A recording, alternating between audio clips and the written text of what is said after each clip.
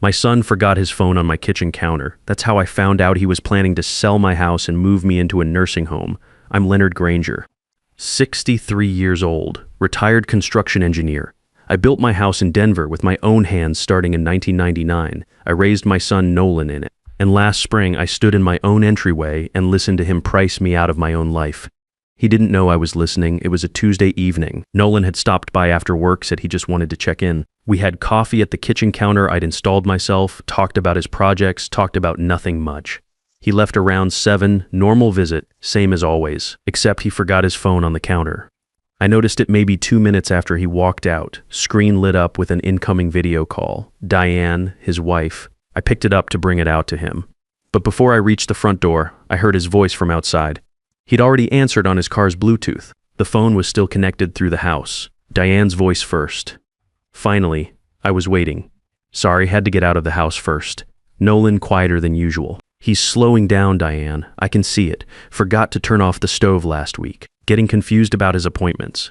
So we move on this. The house is worth $820,000 easy in this market right now. We list it, move him to Sunrise Manor on Colfax. It's decent, not too expensive, and we're done. Problem solved. I stood there holding my son's phone. Problem solved. I set it on the porch railing and walked back inside. I didn't go after him, didn't call out, didn't say a word. I just stood in the kitchen, in the house I built, and felt something go cold in my chest.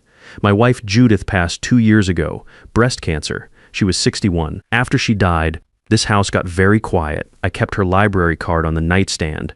Her bookmark still marking page 247 of the mystery novel she never finished. I told myself I was doing fine, keeping busy, managing. Turns out I was also just waiting to find out what kind of son I'd raised. Now I knew. I went to my home office and sat down at my desk without turning on the light, just sat there for a while. Then I opened the bottom drawer, the one with the important papers I never threw away, because Judith always said you never know when you need them. She was right about most things. I found the co-sign paperwork from 7 years ago, $45,000. Nolan's first business loan when no bank would touch a 30-year-old project manager trying to go independent. I'd put my name on that line without hesitating for a second. I remember the day we signed it. He shook my hand across the desk at the bank and said, "Dad, everything I have starts with you." I'd been proud of that, proud of him. I also found something I hadn't gone looking for. Stuffed between 2 old folders were bank notices. The kind with red print at the top. Nolan had stayed with me for 3 weeks last fall while their condo was being renovated. He'd left these behind by accident, same way he left his phone tonight. $18,000 in outstanding debt from a failed development deal. 2 collection notices. The kind of financial trouble that gets worse fast when you don't have real estate as a cushion. I looked at those papers for a long time. Then I understood the full picture. This wasn't just greed. Nolan was drowning, and he'd looked at my house like a life raft. The $820,000 would clear his debt and give them a fresh start, and I'd be at Sunrise Manor on Colfax out of the way. Grateful for whatever visits they managed to fit in. I kept the bank notices, put them back in the drawer. Didn't say anything to anyone. I went to bed that night and stared at the ceiling for a long time. On the nightstand, Judith's reading glasses sat folded next to her water glass. I hadn't moved them. I thought about what she used to tell me when I'd bend over backward for people who didn't deserve it. She'd put her hand on my arm and say, "Leonard, you're too good for your own good. Don't let people take that from you." I should have listened better when she was around to say it, but I was listening now. Next morning, I put on my good jacket, the navy one Judith had bought me for Nolan's college graduation, and I drove to see Arnold Davenport, real estate attorney. Second floor office on Colfax Avenue. Judith and I had met with him when she got her diagnosis, just to make sure our affairs were in order. I still had his card in the drawer. His office was lined with law books and framed certificates. He poured coffee from a small machine in the corner and sat down across from me like a man who had heard every version of this story before and wasn't going to rush me through mine. I told him everything, the phone call, the plan for Sunrise Manor, the house valuation Nolan had done in his head like I was a distressed property to be flipped. Arnold listened without interrupting. When I finished, he set his pen down. "The house is titled in your name only since your wife's passing." "Correct. We owned it jointly, transferred to me automatically when she died. Then your son has no legal claim, 0. He cannot list it, cannot force a sale, cannot make any decisions about your property without your explicit written consent." He leaned forward slightly. "The house is yours. Completely." I asked him how fast a cash sale could happen if I wanted to move on this before Nolan got back from his Phoenix conference the following Friday. Arnold said 10 business days with the right buyer. I told him to start making calls. I want to be honest about something before I go further. I didn't make this decision in 5 minutes. I sat with it. I drove home from Arnold's office and walked through every room of that house like I was seeing it for the first time. In the kitchen, I ran my hand along the granite countertop I'd installed myself, working by lamplight after my regular job because we couldn't afford to hire anyone. Judith had picked out the pattern. Said the gold veining reminded her of sunlight in the morning. She'd made coffee on that counter every day for 16 years until the cancer took her strength away. I stood at the bay window in the living room. I'd built that window because Judith saw one in a magazine and fell in love with the idea of reading there in the afternoons. 6 months of overtime to pay for it. I'd learned to cut angles I'd never worked with before, measured and remeasured until my back ached. She'd sat there almost every evening with her mystery novels and a cup of tea, reading glasses on the end of her nose. That window was not a construction detail. That was a promise I kept upstairs. I stood in the doorway of Nolan's old room, still had the navy blue paint he'd chosen when he was 15, a shelf of old trophies from his high school years.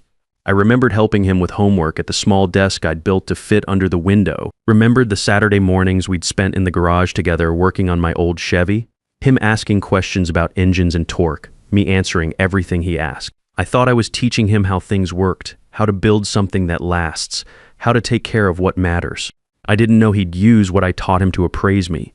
I stood in the master bedroom last. Judith's side of the bed still had her water glass on the nightstand, her bookmark in the novel she never finished. I'd built the walk-in closets with my own hands, designed them to fit her height perfectly. Her clothes still hung there, still carrying a faint trace of her perfume. I sat on the edge of the bed and looked at her photo. She'd warned me more than once, not about Nolan specifically, just about me.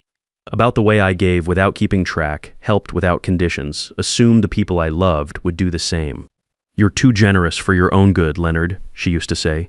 "People stop being grateful when they stop having to ask." I should have listened harder. I went back downstairs, picked up my phone, and called Stuart Langford. Stuart was 43, top-rated agent in the Denver area, averaged 18 days from listing to closing. His profile showed a long list of cash sales in established neighborhoods. He came by that same afternoon, walked through every room with a tablet and a sharp eye, and by the time he reached the bay window, his expression had already told me what I needed to know. "Mr. Granger, I'll be straight with you. Properties like this don't come on the market often. Original owner, custom work throughout, maintained like new construction." He scrolled through his tablet. "I have an investment group that's been looking for exactly this type of property. They pay cash, no financing contingencies. They can close in 10 business days." I asked him what the number looked like, $820,000 and $20,000. Maybe more if we push it, but at that price it moves fast. $820,000. More than Nolan had calculated in his head that night on the phone. The irony wasn't lost on me. My son thought he knew what my house was worth. He'd underestimated it same way he'd underestimated me. I told Stuart to draw up the paperwork. I signed the next morning with hands that did not shake. Over the following days, I kept my routine like nothing had changed. I answered Nolan's check-in, text the same as always. "Doing fine. Thinking about getting out to the garden this weekend." Short, warm, grateful sounding. He had no idea I was one step ahead of him on every front. On day 6, I called the bank holding the co-sin note on Nolan's $45,000 loan. I spoke with someone in their commercial lending division and formally withdrew my guarantor status, effective immediately per the terms of the original agreement. The woman on the phone was professional and calm. She told me the primary borrower would be notified. I thanked her and hung up. That was the second piece of the puzzle in place. Day 7, I went back to Arnold Davenport's office to review the closing documents. Everything was clean. Title search clear. No liens, no complications. Cash transaction meant no appraisal delays, no lender conditions. Arnold walked me through each page the way he always did, thorough, no shortcuts. When I signed the final page, he looked up and said, "You sure about this?" "I built it," I told him. "I can sell it." He nodded once and didn't say anything else. Day 8, I called Sunset Manor Apartments. A woman named Marlene Ashford managed the property. A senior community in Highlands. Clean grounds, quiet neighbors, community center with a small fitness room. She had a furnished 1-bedroom available for immediate occupancy, month-to-month lease. I told her I'd take it. I met her there that afternoon with a check for first month plus deposit. She handed me 2 keys and asked if I needed help with the move-in paperwork. I told her I'd handled more complicated paperwork than this on a single Tuesday. She smiled like she believed me. That evening I started packing. Not everything, just what mattered: Judith's jewelry box, our wedding photos, Her cookbook with the handwritten notes in the margins, the chocolate cake recipe she'd adapted over 20 years until it was exactly right. My engineering certificates. The photo albums from Nolan's childhood that I would not leave behind regardless of anything else. I left the furniture, left the bay window, left the kitchen Judith had loved and the hardwood floors I'd laid by hand, and the closets I'd built to her exact measurements. The new owners would fill those rooms with their own lives. That was fine. Those things had served their purpose. What I was taking with me was smaller and more important than any of it. Closing day was a Friday. 2 weeks after the Tuesday, Nolan forgot his phone.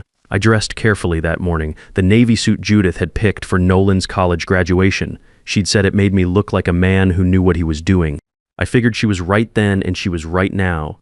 Stuart brought the notary, Ruth Kingsley, and coffee for everyone. The buyers were represented by their attorney, a sharp woman who double-checked every document without apology. I respected that. Arnold sat beside me and handled the paperwork the way he handled everything, methodical, no shortcuts, no rushing. I read every page myself. Old habit from 30 years of reviewing construction contracts. Stuart noticed and made a comment about it. I told him I'd never signed anything I hadn't read twice, and I wasn't about to start now. Sale price $820,000. Cash purchase.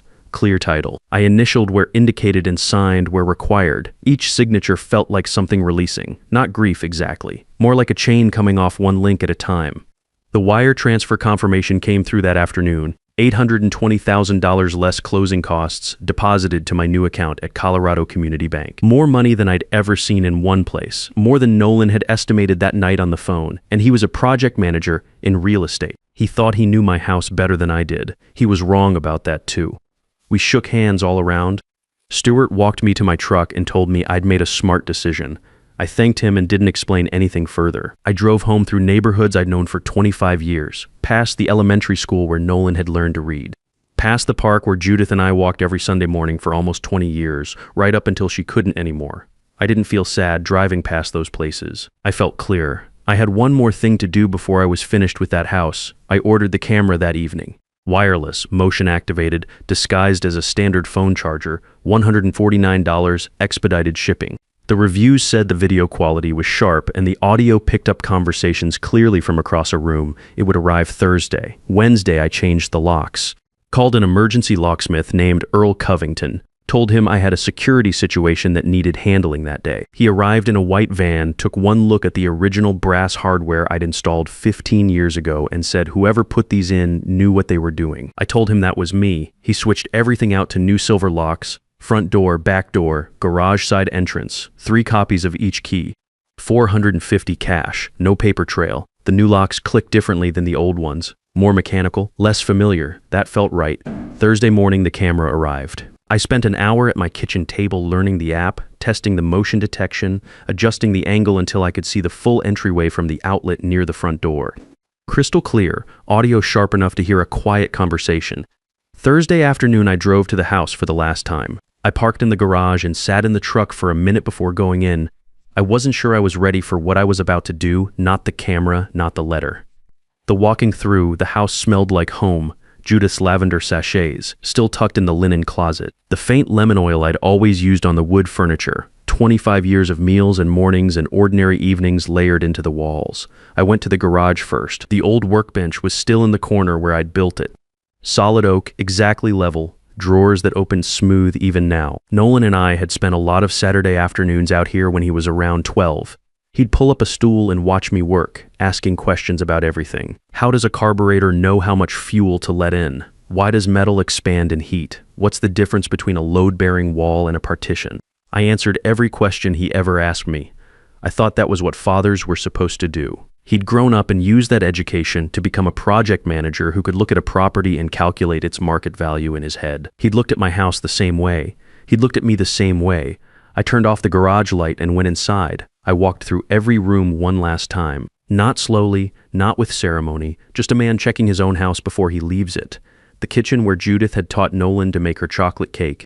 The living room where we'd set up the Christmas tree every year for 2 decades. The bay window where she'd spent her evenings reading.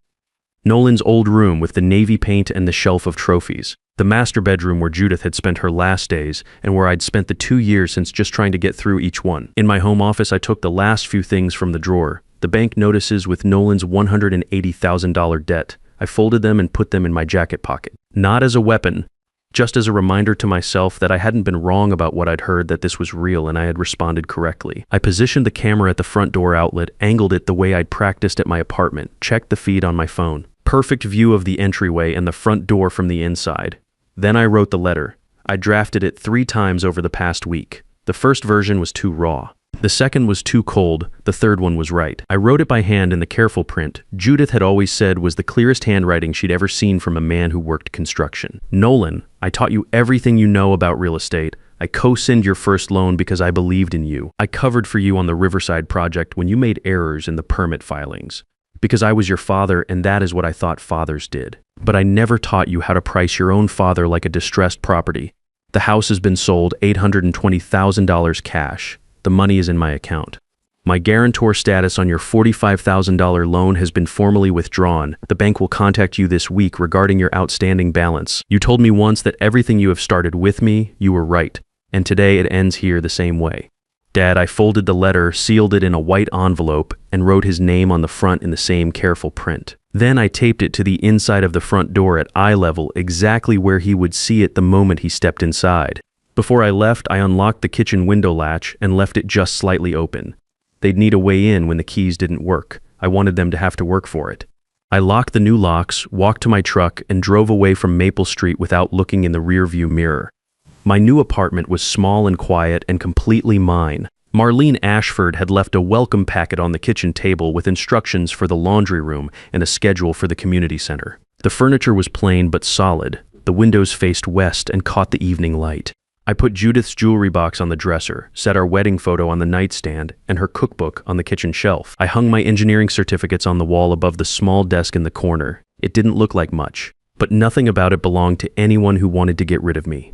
That first evening, I walked 3 blocks to a coffee shop called Brews and Views. A young woman named Beverly Holbrook was behind the counter, purple streaks in her hair, easy smile. She made strong coffee without asking twice about how I wanted it. I sat by the window and watched people walk dogs and push strollers in the early evening light. Normal Thursday in Denver. Nobody knew what I had just done. Nobody knew what was coming tomorrow. I slept better that night than I had in months. Friday morning, I was up before 6. Made coffee in the small kitchenette, stood at the window while the city came awake. Nolan and Diane's flight from Phoenix was due in around 3. They'd be at the house by 5 at the latest, allowing for baggage and the drive from the airport. I had time. I showered, dressed, made a simple breakfast. Eggs and toast, the same thing I'd made myself every Friday morning for 30 years. Then I sat down in the chair near the window with my phone and opened the camera app. The feed was clean and steady, empty entryway, front door, the white envelope still taped exactly where I'd left it, Nolan's name facing outward in my careful print. The motion detection was armed and the battery was fully charged. I waited. At 5:08 p.m. my phone buzzed. Motion detected. I leaned forward and watched the screen. Nolan's black SUV pulled into the driveway. He and Diane got out, moving easy, relaxed, the way people move when they think they're coming home to something that belongs to them. Nolan pulled 2 suitcases from the back. Diane had a garment bag over one shoulder and her phone in her hand. They walked up to the front door together. Diane reached it first, dug her keys out of her bag, found the right one, put it in the lock. It didn't turn. She frowned and tried again, jiggling it slightly. Then she pulled it out and looked at it like the key itself had done something wrong. That's strange. My key isn't working. Nolan set down the suitcases and tried his own key. Same result. He tried the back door while Diane stood at the front. I watched her on the camera, standing on the porch with her arms crossed, looking at the door like she could figure it out by staring hard enough. Nolan came back around in about 2 minutes. His face had changed. The relaxed airport expression was gone. Back door is locked. Garage remote isn't responding either. He looked at the front door hardware, then looked at Diane. These are new locks. Someone changed these locks. That's not possible. Dad doesn't even know any locksmiths. Diane. He kept his voice low and steady, but I could hear it clearly through the audio. These are brand new. This is not an accident. Diane walked around the side of the house. I switched to watching through the app while she found the kitchen window I'd left unlatched. She pushed it open, looked at Nolan. He made a step with his hands. She climbed through in her travel clothes, jacket catching on the window frame, and a moment later the front door opened from the inside. Nolan carried the suitcases in. They both stopped in the entryway. The white envelope was right there, eye level. Impossible to miss. I watched Nolan reach up and pull it down slowly. He turned it over in his hands, looked at his name in my handwriting for a moment, then he opened it. Diane read over his shoulder. I watched their faces go through several things in quick succession, confusion first. Then the specific kind of stillness that comes right before something breaks. He sold the house. Diane's voice came through the audio sharp and clear. Nolan, he actually sold the house. I can see that. 820,000 outer. He's had this planned. How long has he had this planned? Nolan set the letter down on the entry table. He picked up his phone and called my number. I watched him do it on the camera and felt my phone buzz in my hand at the same time. I let it ring through to voicemail. He called again. Voicemail again. Diane was already on her own phone. I heard her say Arnold Davenport's name, then a long pause while she listened. Whatever she heard made her go still. She turned to Nolan. The cosign on your business loan. He withdrew his guarantor status last week. The bank has already started their review process on the outstanding balance. Nolan didn't say anything for a moment. How much does the bank know? He finally asked. Enough. Diane's voice was flat. The $180,000 exposure is fully on you now, no guarantor. They'll want a repayment plan or collateral within 30 days.